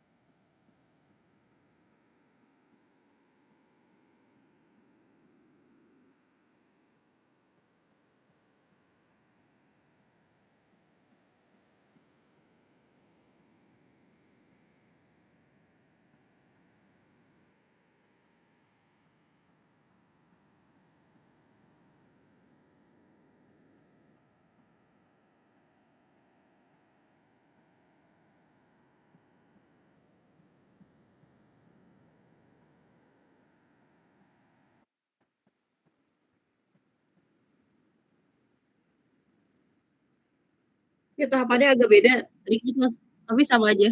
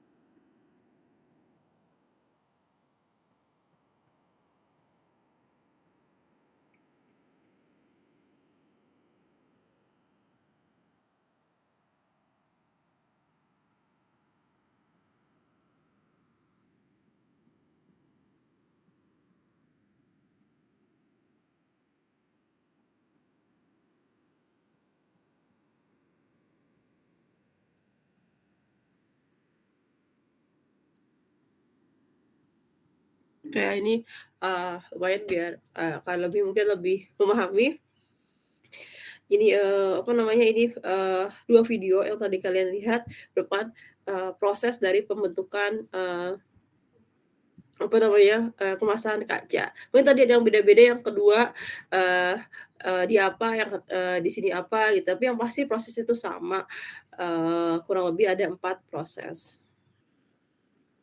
Kita mulai, yang pertama itu ada glass manufacture. Jadi, glass manufacture ada juga yang menyebutnya juga dengan extruder atau furnace, tapi kita samain aja namanya, furnace. Furnace itu merupakan salah satu, ada juga yang nulisnya tungku di buku bahasa Indonesia, tungku gitu. Jadi, tungku, komersil atau tungku atau furnace yang mampu menghasilkan pada suhu tinggi. Jadi prosesnya itu yang kalian lihat di video kenapa sih warnanya cenderung kuning kuning kayak gini nih, kuning kayak gini karena emang panas banget. Jadi suhunya itu 1300, 1600, 1800, jadi suhunya tinggi, eee, yang digunakan untuk melelehkan dari, gasnya. Jadi, gas emang punya titik leleh yang tinggi, eee, jadi dia butuh suhu yang tinggi juga untuk proses pelelehannya.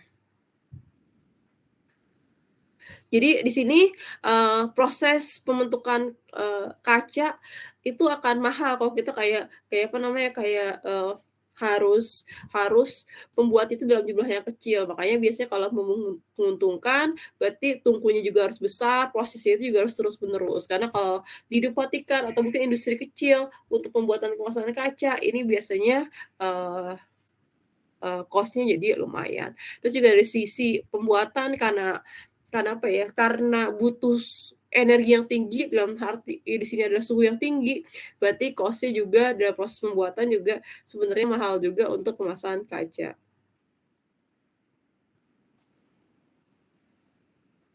Bahan pentingnya dalam pembuatan gas manufaktur ini adalah kalet, yang tadi mungkin di kalet. Kalet meningkatkan laju leleh dan secara signifikan mengurangi kebutuhan energi untuk kemasan kaca. Setiap 100% ditambahkan ke batch mengurangi kebutuhan energi sekitar 2,5%.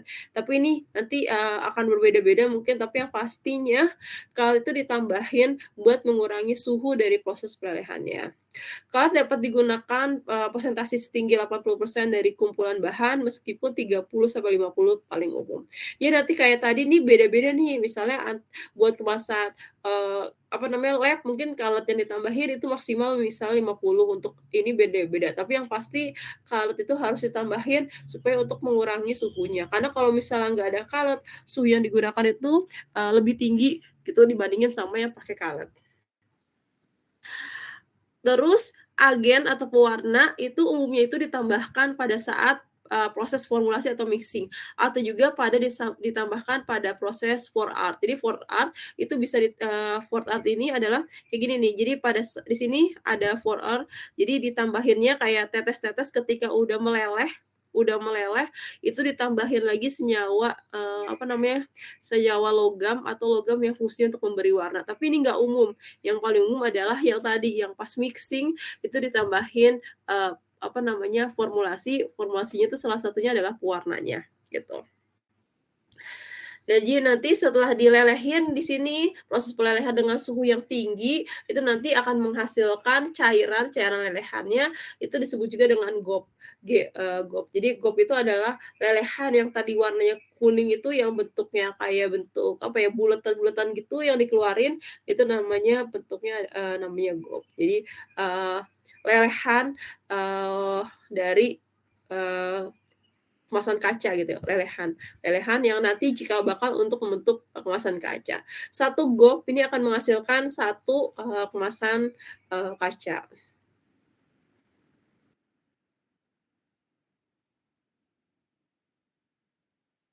Bahan baku biasanya yang material tadi itu dicampur secara otomatis. Jadi, apa namanya, dicampur secara otomatis maksudnya gimana? Jadi kayak ada alat untuk mixing-nya, ada alat untuk menggabungkannya, jadi di proses mixing-nya itu dicampur secara, otomatis, umumnya seperti itu, terus dimasukkan ke dalam tanur atau furnace dan dilelehkan pada suhu yang 1.500 sampai 1.600. Nanti, berbeda-beda juga, kayak misalnya untuk pembentukan kemasan yang ditambahin thiooxide gitu, itu butuh suhu yang lebih tinggi gitu. Jadi nanti formulasi-formulasi yang ditambahkan ke apa ya, ke komponen itu juga akan mempengaruhi suhu yang digunakan. Kayak misalnya kenapa sih kaca lab itu kemasan kaca lab itu lebih mahal, jadi ternyata dia ada tambahan, misalnya tambahan apa namanya, thiooxide atau Br2O3 kayak gitu.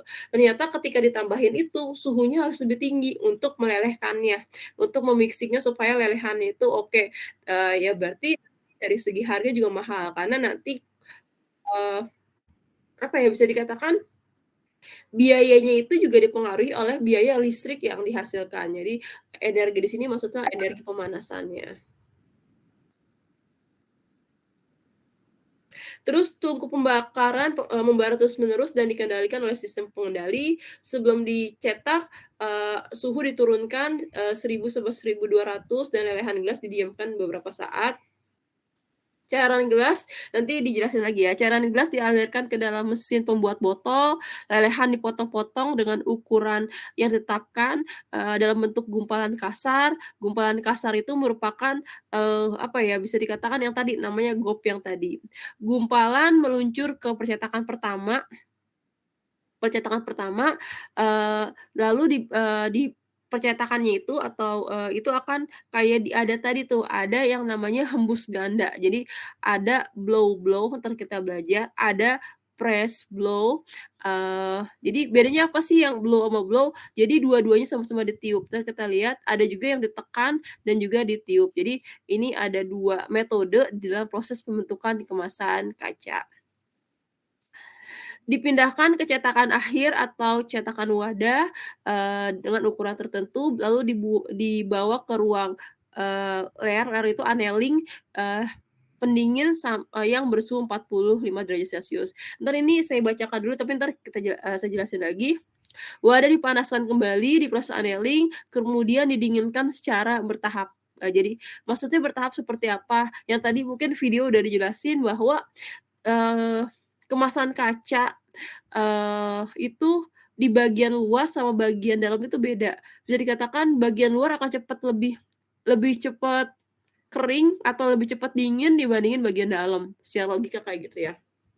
Kayak gitu. Jadi kenapa sih harus bertahap pendinginannya? Jadi bisa jadi nanti, ketika ditaruh di suhu ruang, itu nanti di bagian luar yang udah dingin, di bagian dalamnya masih dalam bentuk lelehan, nanti lelehan itu akan cenderung ke bawah gitu. Jadi nanti bisa dikatakan bagian atasnya akan lebih tipis dibandingin bagian bawah. Ya jadi entar, itu yang membuat harus ada proses annealing. Salah satunya juga, kemasan kaca ketika nggak di-annealing jadi dari suhu tinggi langsung ke suhu rendah, biasanya dia akan mengalami thermal shock yang tadi saya bilang. Jadi entar kayak cepet pecah. Karena apa? Karena, bisa dikatakan, dia tuh nggak ada adaptasinya dulu gitu. Jadi annealing itu fungsinya untuk adaptasi supaya kacanya itu menjadi lebih kuat. Proses ini membuat kaca menjadi tidak rapuh atau mudah pecah. Jadi proses annealing ini. Terus nanti juga dilakukan pengawetan gelas dengan cara pre-cooling. Jadi, nanti yang tadi juga ada proses, ada proses, coating-nya juga gitu. Terus, ada proses inspeksinya juga untuk kemasan kaca. Oke. Jadi di dalam proses pembentukan kaca yang tadi kalian lihat itu, di sini GOP nih, itu ada 2 proses sebenarnya. Ini ada tahap 1, tahap 2. Nanti juga ini ada tahap 1, tahap 2. Kalau yang tahap 1 itu blow and blow, yang tahap 2 itu bukan tahap 2 ya, yang pertama ini jenisnya itu blow and blow, yang jenis kedua adalah press dan blow. Jadi, berbeda. Nanti juga kaca yang dihasilkan juga beda. Jadi kalau kaca yang tadi kita lihat dia termasuk, bentuk, botol ya. Kalau bentuk botol itu biasanya aplikasinya itu blow and blow. Kalau yang kedua, biasanya dia aplikasinya buat bentuk, kayak kemasan kaca yang bentuknya gelas. Kalau misalnya di buku itu namanya kemasan kaca berleher lebar gitu. Jadi, leher lebar maksudnya leher lebar itu buat kemasan, yang bentuknya kayak gelas-gelasan gitu. Apa sih bedanya? Nanti juga saya kasih lihat videonya. Kalau untuk blow and blow, ada 2 kali peniupan. Peniupan pertama, GOPS akan masuk ke dalam cetakan yang pertama. Jadi itu kalau kita lihat, kok ini maksudnya apa nih? Ada, masuk ke cetakan pertama, ada cetakan kedua gitu. Jadi kalau cetakan pertama, di dalam proses pembentukan botol ini, yang pertama ini ada tiupan pertama. Tiupan pertama gimana? Jadi dia masuk ke dalam cetakan yang pertama, terus nanti ada proses peniupan. Tapi peniupannya itu enggak membentuk, langsung ke dalam, bentuk botol pada bentuk cetakan. Jadi dia hanya membentuk namanya adalah parison. Parison itu kayak, botol ukurannya kecil gitu, botol ukurannya kecil. Jadi sebenarnya nanti sama untuk kemasan plastik juga bentuk parison dulu sebenarnya umumnya, baru ditiup di ukuran yang besar gitu. Jadi bentuk parison dulu, nanti dibawa ke, cetakan yang kedua untuk ditiup berdasarkan mold-nya gitu. Kenapa sih nggak langsung ditiup mengikuti bentuk cetakannya? Karena kalau langsung ditiup berdasarkan cetakannya, nanti udara atau tekanan yang dibuat itu harus lebih besar. Jadi bisa dikatakan kan kalau di sini kan suhunya tuh masih tinggi banget. Suhunya tinggi banget terus ditiup pertama tiup pertama, akan, terbentuk bolongan kecil kayak gitu atau mungkin bisa berbentuk apa namanya, cikal bakal dari, botol, baru nanti akan masuk ke cetakan kedua, di cetakan kedua ini suhunya udah jauh lebih rendah. Suhunya akan jauh lebih rendah tapi masih dalam keadaan yang, apa ya, yang, masih cair kayak gitu, bukan cair ya, maksudnya masih bisa untuk dibentuk gitu. Baru entar ada peniupan yang kedua. Peniupan yang kedua, baru nanti peniupan kedua akan mengikuti bentuk mold-nya, baru nanti akan, selesai. Jadi di dalam, pembentukan, kemasan kaca itu ada 2 metode, ada blow and blow, ada, blow and press. Jadi, press dan blow, sorry, press dan blow. Jadi, di sini kalau blow and blow dan ditiup dengan ditiup, dia biasanya tujuannya untuk kemasan botol. Kalau, press and blow nanti buat, kaca yang berleher panjang berleher lebar. Entar kalau videonya bener-bener lebih jelas, kurang lebih seperti itu. Jadi, ada peniupan 2 kali. Kenapa sih yang tadi saya bilang, saya ulangin lagi, kenapa sih nggak langsung ditiup? Karena kalau misalnya dari cairan gelas itu langsung ditiup mengikuti bentuk ini, akan susah dan butuh tekanan yang tinggi. Jadi harus 2 kali, proses peniupan. Jadi di cetakan pertama, baru di cetakan kedua. Untuk yang press dan blow ini agak berbeda dan aplikasinya juga berbeda. Kalau yang, press and blow, gobs ya akan masuk ke cetakan pertama tapi nggak ditiup. Tapi ada proses press-nya atau ditekan. Jadi ditekan nanti akan membentuk seperti ini. Jadi, bedanya sama yang tadi, kalau yang pertama ditiup, maka kan nanti kayak tutupnya akan lebih kecil. Tapi kalau yang apa namanya, ditekan, nanti akan membentuk yang, tutupnya atau mulutnya akan lebih besar, seperti ini. Nanti dibawa nih ke tempat cetakan yang kedua. Di cetakan kedua baru ditiup, mengikuti bentuk mold-nya. Tapi karena dari pertama udah ditekan, menghasilkan leher yang besar atau tutup yang besar, nanti hasilnya kurang lebih seperti ini. Jadi kayak aplikasinya buat kemasan gelas gitu. Jadi biasanya di industri itu kalau untuk kemasan botol dia pakai metode blow and blow, kalau untuk kemasan gelas dia press and blow, kayak gitu. Kita lihat videonya dulu supaya lebih enak. Ini ada blow and blow simulasi, nanti mungkin kalian bisa lihat. Jadi yang pertama ini gobs-nya akan masuk ke cetakan yang pertama. Nanti ada proses peniupan.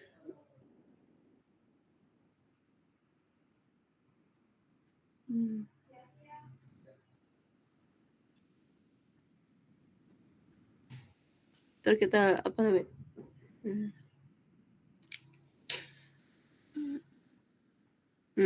Ini apa?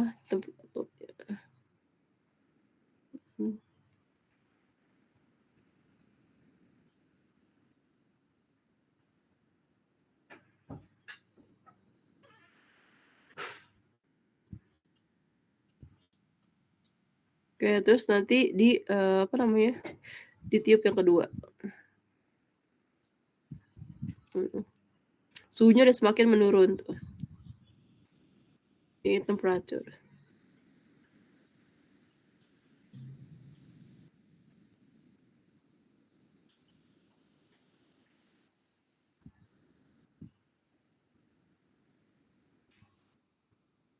Ya, jadi ini, biasanya kalau yang, blow and blow ini digunakan untuk membuat kemasan kaca yang bentuknya botol. Jadi atau mungkin kaca yang, berleher, pendek.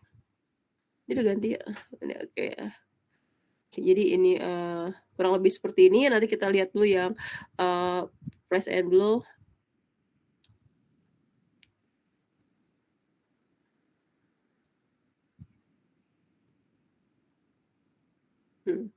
Jadi yang press and blow, yang pertama kali ada proses namanya press. Jadi ditekan. Mungkin kalau ini nggak begitu kelihatan ya, jadinya bentuk, gelasnya. Jadi bentuk yang leher, mulut lebarnya. Entar kita mungkin saya kayaknya ada video lagi, entar kita cek. Videonya lama banget, kita cepetin aja.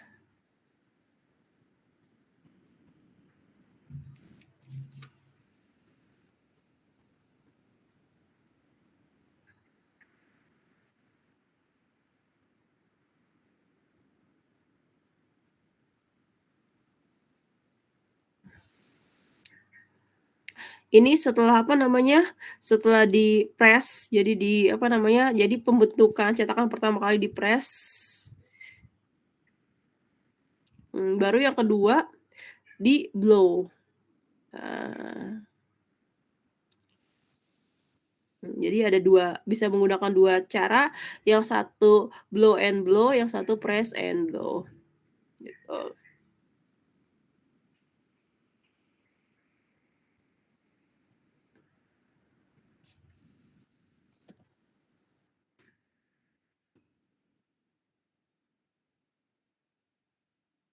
Kayaknya saya ada beberapa, apa namanya,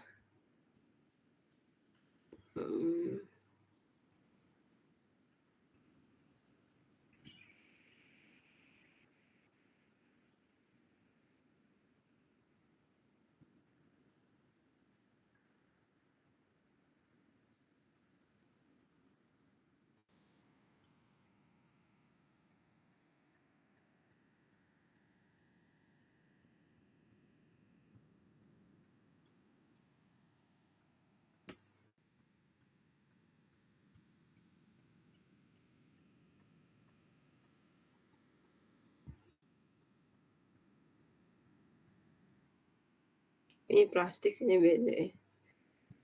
Jadi kurang lebih tadi prosesnya, satu blow and blow, yang satu lagi press and blow. Nanti videonya tadi videonya jelas nggak ya? Atau mungkin mau ada yang mau ditanyakan dulu teman-teman? Jelas, Bu. Oh, jelas ya? Oke.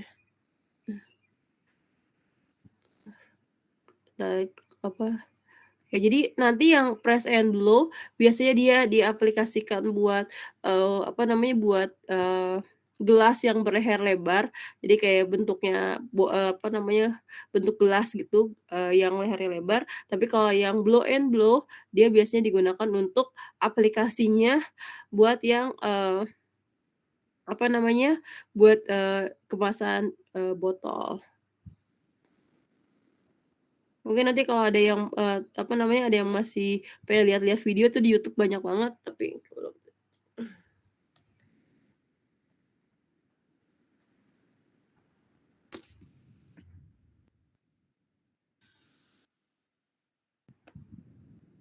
Oke. Nanti ini blow juga nanti proses pembentukan plastik juga mirip-mirip nih kayak gini, cuma nanti ada beda-beda sedikit aja, tapi kurang lebih sama.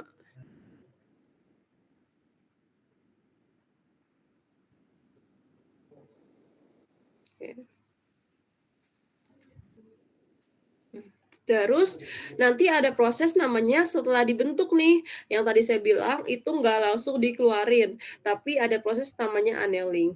Annealing jadi adalah proses pendinginan secara bertahap. Proses pencetakan bergantung pada kaca yang cukup panas dan lentur. Saat botol meninggalkan cetakan, suhunya sekitar 450 derajat Celcius, jadi sangat-sangat panas.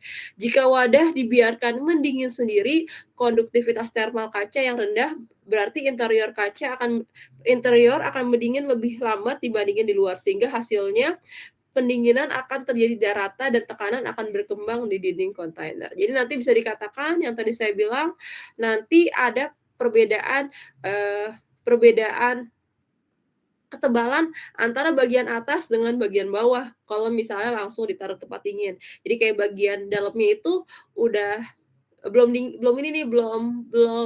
belum padat, tapi bagian luar udah padat. Nanti bagian dalam karena belum padat, dia cenderung ke bagian bawah. Jadi kayak nanti bagian bawahnya itu tebal, bagian atasnya akan tipis. Itu kan nanti akan cepet retak atau mungkin cepet pecah kayak gitu. Terus nanti juga yang tadi saya bilang ada thermal shock-nya. Hasilnya pendinginan akan tidak rata dan tekanan akan berkembang di dinding kontainer.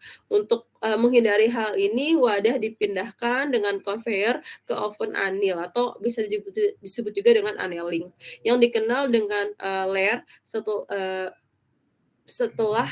segera setelah dikeluarkan dari cetakan tiup. Jadi langsung dimasukkan ke dalam proses annealing. Fungsi dari tahapan ini adalah untuk mencegah timbulnya tegangan antar molekul pada kaca yang tidak merata sehingga dapat menimbulkan kepecahan. Jadi ini bahasanya menimbulkan tegangan atau ya yang tadi sama aja menimbulkan tegangan kepanas atau thermal shock yang tadi. Kalau misalnya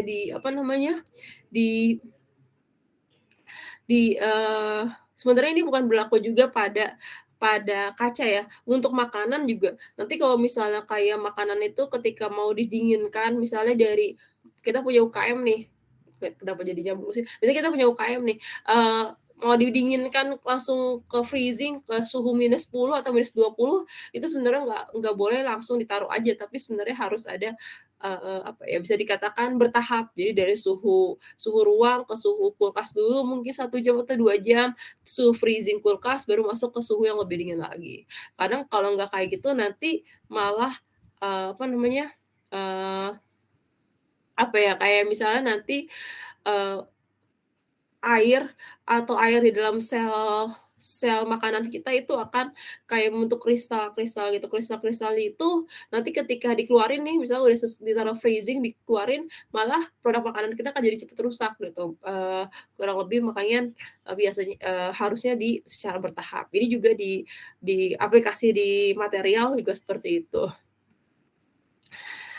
Proses annealing kaca terdiri dari 2 aktivitas, yaitu menahan kaca dalam waktu yang cukup di atas temperatur kritis, tertentu untuk menurunkan tegangan internal, mendinginkan kaca sampai temperatur ruang secara bertahap-tahap untuk menahan regangan sampai titik maksimumnya. Proses ini berlangsung dalam annealing layer. Untuk jenis kaca lembaran, annealing ini dilewati oleh kaca-kaca yang bergerak di atas roda berjalan. Jadi kurang lebih kacanya akan terus berjalan di annealing sampai jadi suhunya bertahap dari suhu yang tadi, dari suhu 450 sampai ke suhu ruang. Suhu ruang tuh sekitar 40, 35 gitu ya, 45 gitu. Jadi kurang lebih kalau udah suhu segitu, suhu yang cukup rendah gitu ya.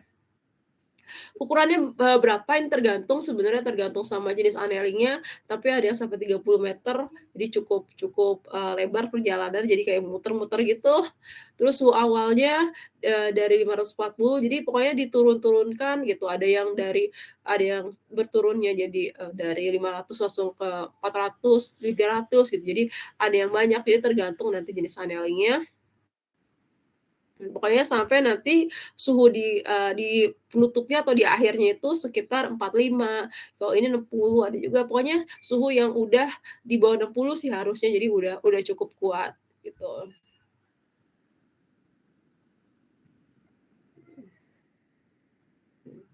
Proses annealing juga juga penting untuk ketahanan guncangan termal. Jadi supaya bisa dikatakan annealing juga sebenarnya di dalam material kaca juga supaya kacanya itu jauh lebih kuat. Lama annealing juga disesuaikan sama ketebalan gelas. Jadi bisa dikatakan ini nanti kadang-kadang ada beda juga suhunya tergantung sama jenis gelas juga. Terus annealing di beberapa jenis pabrik juga disebut juga dengan lorong atau lem. Jadi bahasanya beda-beda tapi kita samain aja menjadi annealing gitu. Jadi kurang lebih seperti itu. Jadi setelah dicetak nih, jadi ini setelah di furnace atau dilelehin, dibentuk nih tadi yang blow and blow atau press and blow. Nanti dari sini di annealing. Jadi dari suhu panas secara bertahap ke suhu yang lebih rendah, baru nanti ada proses namanya inspeksi. Jadi kurang lebih kita belajar di sini nih, di annealing di sini. Jadi tahapannya itu pendinginan secara bertahap. Gitu. Jadi kalau kita lihat di sini grafiknya, ya dari suhu yang tinggi ke pelan-pelan sampai ke suhu yang lebih rendah. Jadi untuk mengurangi internal stres. Jadi untuk supaya kulit dalam dan luarnya kakunya bareng. Jadi yang tadi saya bilang, supaya nanti nggak ada perbedaan, ketebalan dari, kaca bagian dalam, bagian luar. Jadi jangan sampai entar kaca bagian luarnya kayak gitu, itu, apa namanya, baik-baik aja padahal di dalamnya, bagian bawahnya yang lebih tebal kayak gitu.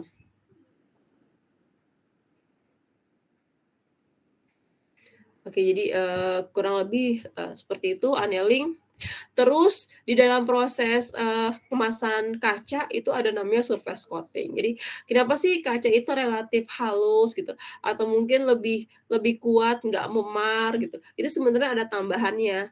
Tambahannya itu supaya lebih kuat terhadap goresan. Jadi kemasan kaca di apa namanya, di-coating nggak sih? Ada, jadi ada surface coating-nya. Terutama biasanya untuk bagian luarnya, untuk, mencegah, supaya bukan mencegah ya, supaya lebih halus juga, supaya lebih, kuat juga kayak gitu. Untuk menahan gesekan, untuk, lebih lebih melindungi misalnya lebih kuat terhadap goresan kayak gitu, untuk mengurangi ketahanan pecah gitu. Jadi biasanya dikasih coating. Coating-nya apa? Coating-nya itu, apa namanya, itu bisa titanium tetraklorida, sorry, Ti, apa namanya, titanium, tetraklorida, terus, yang biasanya diaplikasikan di, apa namanya, di ujung dari annealing. Jadi terus juga di sini ada untuk, apa namanya, ada itu sih, ada yang di sebelum masuk ke annealing, ada yang setelah masuk ke annealing, tapi yang pasti biasanya tuh yang lebih umum itu setelah annealing. Jadi yang, sebelum annealing tuh sebenarnya, mungkin ada ya, tapi selama ini kalau misalnya saya, apa namanya, saya lihat itu rata-rata, setelah annealing itu baru ada proses coating-nya. Jadi setelah udah dingin baru di-coating. Terus juga kadang-kadang selain pakai yang titanium, tetraklorida ini juga ada kadang-kadang ditambahin oleok asid, ada wax, ada silikon dan lain-lain, nanti tergantung sama kebutuhannya itu apa. Ada juga yang ditambahin polietil polietil jadi supaya lebih kadang-kadang kan kalau kita lihat halus banget gitu, itu nanti disesuaikan sama kebutuhannya apa. Jadi pelapis itu ditujukan untuk perlindungan terhadap gesekan, meningkatkan ketahanan retak, untuk memudahkan dalam handling, supaya lebih mengkilap kayak gitu. Itu nanti, apa namanya, itu nanti, untuk kemasan kaca ini sebenarnya, ada berbagai macam juga, nanti disesuaikan juga sama produknya. Jadi kayak kayak untuk kemasan kaca yang untuk aplikasi buat makanan asam, itu, apa namanya, beda, coating-nya. Mungkin nanti besok saya screenshot, saya kirim ke PPT yang selanjutnya gitu. Jadi beda-beda tapi yang sama sebenarnya fungsinya sama untuk melindungi dari produknya. Tapi yang umum sebenarnya itu di bagian luarnya aja. Jadi sebenarnya kemasan gelas itu udah cenderung aman untuk diaplikasikan buat produk makanan.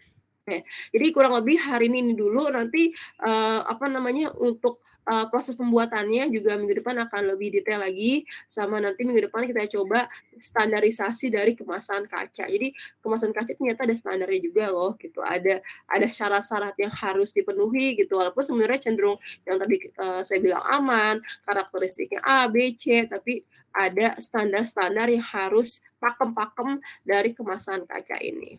Oke, sebelumnya ada yang mau ditanyakan kah? Sebelum kita mengakhiri. Ini saya hapus aja ya yang ini. Ini ya contoh kasus. Ada yang mau tanya kah sampai sini? Ada yang mau tanya teman-teman? Atau mungkin terlalu cepat? Ada yang mau tanya dulu kah?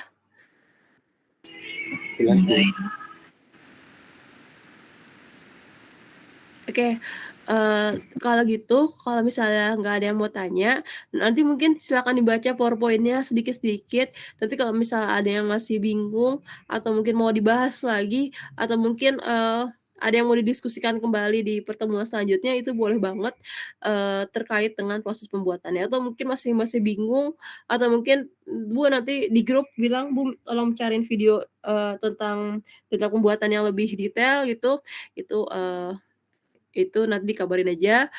Untuk pertemuan selanjutnya kita masih ngomongin kemasan kaca 4 pertemuan, masih ngomongin tentang proses pembuatannya juga. Terus gimana sih caranya, caranya untuk, menginspeksi kemasan kaca. Jadi, nanti video-videonya saya kirimin dulu ke kalian biar kalian ada bisa lihat-lihat, tapi nanti minggu depan kita belajar tentang inspeksi kemasan kaca. Jadi kemasan kaca itu salah satu kemasan yang unik, kalau kemasan gelas biasanya inspeksi.